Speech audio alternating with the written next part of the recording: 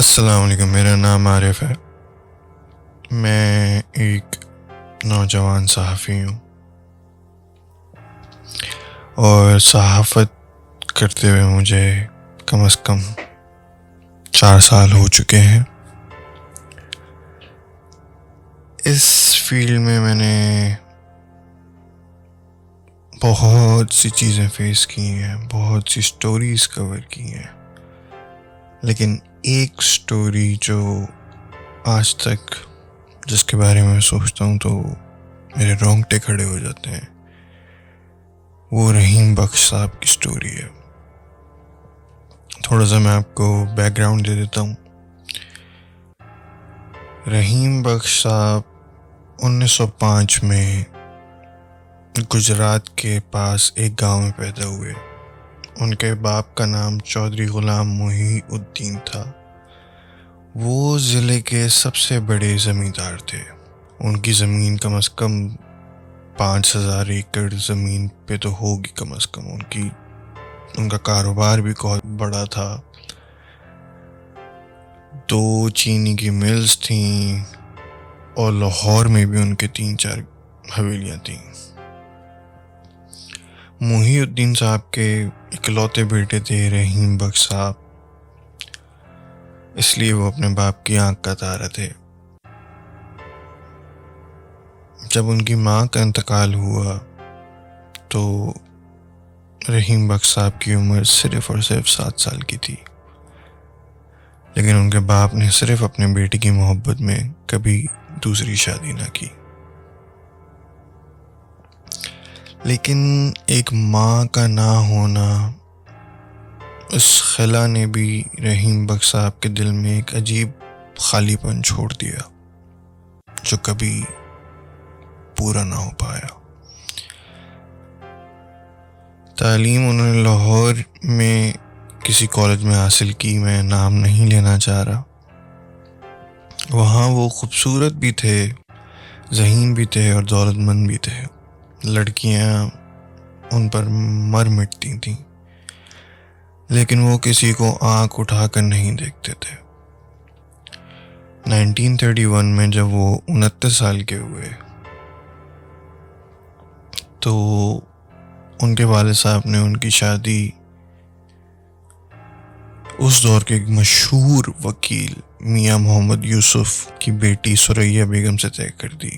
ثریا لاہور کی سب سے خوبصورت لڑکی تھی، گوری، لمبے بال اور ایسی آنکھیں کہ دیکھنے والا بھول جائے کہ سانس کیسے لیتے ہیں۔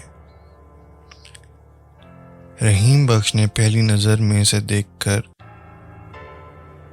اس کو دل دے دیا۔ وہ اس کی پہلی محبت تھی اور اس کی آخری بھی۔ شادی کے بعد دونوں گجرات آئے اور اپنی آبائی حویلی میں رہنے لگے۔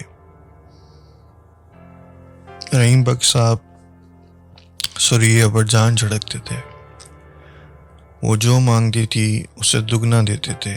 ہیرے، موتی، یورپ سے منگوائے ہوئے کپڑے، ہر سال شملہ یا مری، کیونکہ اس وقت تک تو انڈیا پاکستانی کی تھے، تو وہ کبھی شملہ جا رہے ہیں، کبھی مری جا رہے ہیں سیر پہ۔ لوگ کہتے تھے کہ ثریا کے قدموں تلے جنت بچھا دی ہے رحیم بخش نے، لیکن جنت کے نیچے جہنم تھی اصل میں۔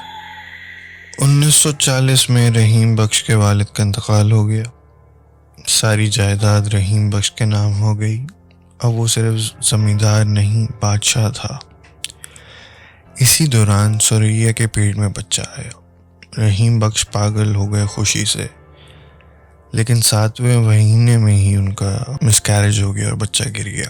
ڈاکٹروں نے کہا کہ ابھی کبھی ماں نہیں بن سکتی ثریا بیگم۔ رحیم بخش باہر سے مسکراتے رہے مگر اندر سے کچھ مر گیا۔ وہ ثریا کو پہلے سے زیادہ پیار کرنے لگا، لیکن اب اس پیار میں خوف ملا تھا۔ خوف یہ کہ ثریا اسے چھوڑ کر چلی جائے گی کیونکہ وہ اسے اولاد نہیں دے سکتی۔ 1954 آیا۔ تقسیم کا بھوت سر پر منڈلانے لگا۔ گاؤں میں فسادات شروع ہو گئے۔ رحیم بخش نے حویلی کو قلعہ بنا لیا۔ فوج کے ریٹائرڈ افسروں کو رکھ لیا حفاظت پر، لیکن اسی دوران ثریا بدلنے لگی۔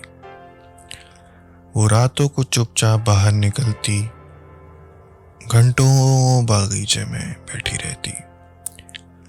رحیم بخش کو لگا کہ ثریا کسی اور کے عشق میں گرفتار ہو گئی ہے۔ وہ اس پر شک کرنے لگا، پہلے چھپ کر خود دیکھتا، پھر نوکروں سے پوچھتا، آخر کار ثریا کے کمرے میں چھپا رہنے لگا۔ ایک رات اس نے ثریا کو دیکھا، وہ کسی کو خط لکھ رہی ہے۔ خط میں لکھا تھا، مجھے معاف کر دینا لیکن اب میں زندہ نہیں رہ سکتی۔ رحیم مجھے قید کر کے رکھتا ہے، میں بھاگنا چاہتی ہوں، تمہاری ثریا۔ خط پڑھ کر رحیم بخش کے اندر کا شیطان جاگ گیا۔ وہ سمجھا کہ ثریا اس کا سب کچھ چھین کر کسی اور کے پاس بھاگنا چاہتی ہے۔ اس نے ثریا کو بلایا، خط دکھایا اور پوچھا، یہ کس کے نام ہے؟ ثریا روتے ہوئے بولی، یہ میری بہن کے نام ہے، میں اسے بتا رہی ہوں کہ مجھے یہاں گھٹن ہوتی ہے، میں مرنا چاہتی ہوں۔ مگر رحیم بخش کے کانوں میں صرف بھاگنا چاہتی ہوں گونج رہا تھا۔ اس نے ثریا کو تھپڑ مارا، پھر گلے لگا کر روتے ہوئے کہا، تم کہیں نہیں جاؤ گی، تم میری ہو، مرنے کے بعد بھی میری ہی رہو گی۔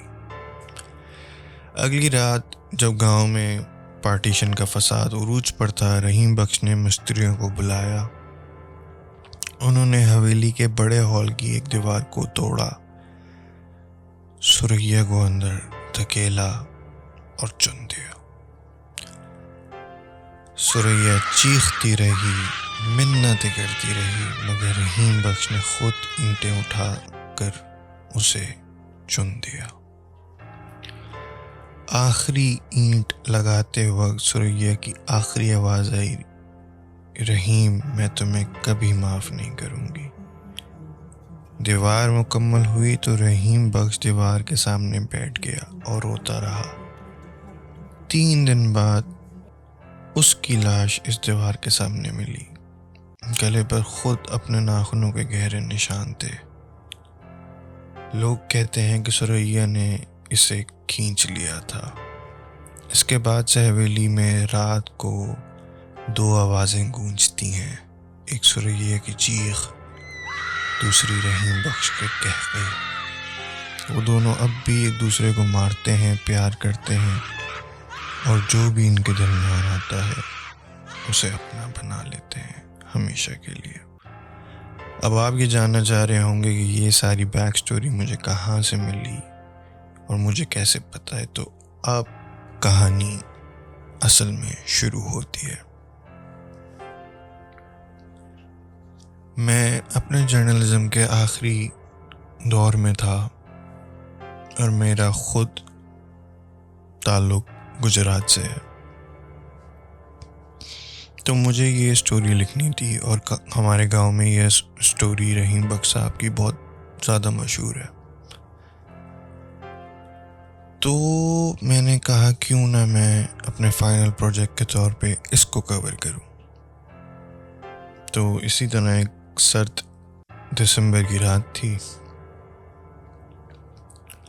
اور رحیم بخش صاحب کی حویلی جو برسوں سے خالی پڑی ہے ایک دم سے روشن ہوئی۔ اب میں اپنے کزن بلال کو اپنے ساتھ لے کے گیا، جس کو ویڈیو بنانے کا بہت شوق تھا، حالانکہ ہے وہ مجھ سے 2 سال چھوٹا،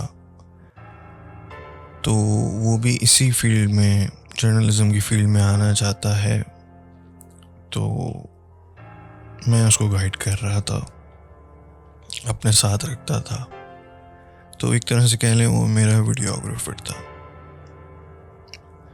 تو ہم دونوں نے پلان بنایا۔ میں تو پھر بھی تھوڑا سا ڈرپوک قسم کا آدمی ہوں، لیکن بلال جو ہے وہ بہادر قسم کا مرد ہے، تو اس نے کہا کہ چلیں ساتھ چلتے ہیں۔ ہم دونوں نے حویلی کے دروازے پر دستک دی، مگر کوئی جواب نہ آیا۔ دروازہ خود بخود کھلا، جیسے ہمیں اندر بلایا جا رہا ہو۔ اندر کی ہوا میں ایک عجیب سی بدبو تھی۔ دیواریں نم تھیں اور فرش پر پرانی چادر کے نشان اب بھی موجود تھے۔ ہم نے ٹارچ جلائی۔ پہلی منزل میں ایک بڑا ہال تھا، جس کے بیچ میں پرانی کرسی پر ایک عورت بیٹھی تھی۔ اس کے بال زمین کو چھو رہے تھے، سفید ساڑی پہنی ہوئی، سر جھکا ہوا۔ بلال نے آہستہ سے کہا، عارف، یہ تو زندہ نہیں لگ رہی۔ میں نے آگے بڑھ کر آواز دی، بی بی، آپ کون؟ اس نے سر اٹھایا۔ اس کی آنکھیں نہیں بلکہ خالی سوراخ تھے، جہاں سے کیڑے مکوڑے نکل رہے تھے۔ وہ مسکرائی، ایسی مسکراہٹ جس سے میری روح کانپ گئی۔ اچانک وہ اٹھی اور دیوار کی طرف چل دی۔ ہم نے دیکھا کہ دیوار میں ایک دراڑ تھی، جہاں سے خون نکل رہا تھا۔ وہ دیوار میں گھس گئی اور اس کے جاتے ہی چیخوں کی آواز بلند ہو گئی۔ ہال میں روشنیاں بجھ گئیں۔ بلال نے چیخ کر کہا، بھاگ عارف، مگر دروازہ بند ہو چکا تھا۔ ہم اوپر کی منزل پر بھاگے۔ وہاں ایک کمرہ تھا جس میں پرانا آئینہ لٹکا ہوا تھا۔ آئینے میں میری شکل ہی نہیں تھی، بلکہ ایک بوڑھا آدمی نظر آ رہا تھا جس کی گردن ٹیڑھی تھی۔ وہ آہستہ آہستہ آئینے سے باہر نکلنے لگا۔ اس کے ہاتھ میں ایک کلاڑی تھی۔ بلال نے دروازہ بند کرنے کی کوشش کی، مگر دروازہ اندر سے کھل گیا۔ بوڑھا اندر آیا۔ اس کی آنکھوں میں سرخ روشنی تھی۔ وہ بولا، آواز ایسی تھی اس کی جیسے قبر سے آ رہی ہو، تم نے میری بیوی کو دیکھ لیا، اب تم یہیں رہو گے۔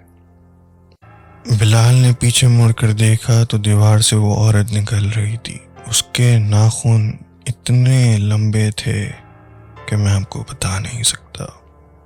وہ بلال کے قریب آئی، اس کے کان میں سرگوشی کی، میں رحیم بخش کی بیوی ہوں، وہ مجھے زندہ چن گیا تھا، اب میں سب کو چنتی ہوں۔ اس نے بلال کا گلا پکڑا۔ اس کے ناخن اس کی گردن میں گھس گئے۔ بلال کی چیخ گونجی، خون دیواروں پر چھلک گیا۔ میں بھاگا، سیڑھیاں گرتا پڑتا نیچے آیا۔ ہال میں اب دونوں تھے، رحیم بخش اور اس کی بیوی۔ وہ ایک دوسرے سے لڑ رہے تھے، لیکن لڑائی میں بھی ایک عجیب پیار تھا۔ بیوی بول رہی تھی، تم نے مجھے مارا تھا، اب میں تمہیں روز مارتی ہوں۔ رحیم بخش ہنس رہا تھا، ہاں، اور میں روز مرتا ہوں تمہارے ساتھ۔ میں نے دروازے کی طرف دوڑ لگائی۔ دروازہ کھلا، میں باہر نکلا، سڑک پہ گرا۔ پیچھے مڑ کر دیکھا تو حویلی کی طرف تمام کھڑکیوں سے سینکڑوں ہاتھ باہر نکل رہے۔ میرے خیال سے یہ وہی ہاتھ تھے ان لوگوں کے جو اب اس حویلی میں قید ہیں۔ اور دکھ اس بات کا تھا کہ میرا اپنا کزن بلال اب ان قیدیوں میں شامل ہے۔ میں جب گھر آیا تو گھر والوں نے پوچھا کہ بلال کہاں ہے۔ میرے پاس کوئی جواب نہیں تھا سوائے میرے فون کے۔ میں نے اپنا فون چیک کیا تو ویڈیو میں سب کچھ ریکارڈ تھا۔ بلال کی چیخ، عورت کی مسکراہٹ، بوڑھے کی کلہاڑی کی آواز. مگر آخری سیکنڈ میں کیمرہ زمین پر گرا اور اس میں میری اپنی شکل نظر آ رہی تھی. میری آنکھیں خالی، بال لمبے، سفید ساڑی.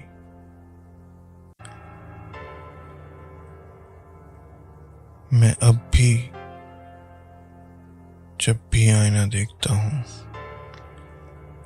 تو کبھی کبھی مجھے اپنی جگہ اس عورت کی شکل نظر آتی ہے. کبھی کبھی دروازے پر دستک ہوتی ہے اور آواز آتی ہے، عارف اندر آ جاؤ، اب تم بھی ہمارے ہو.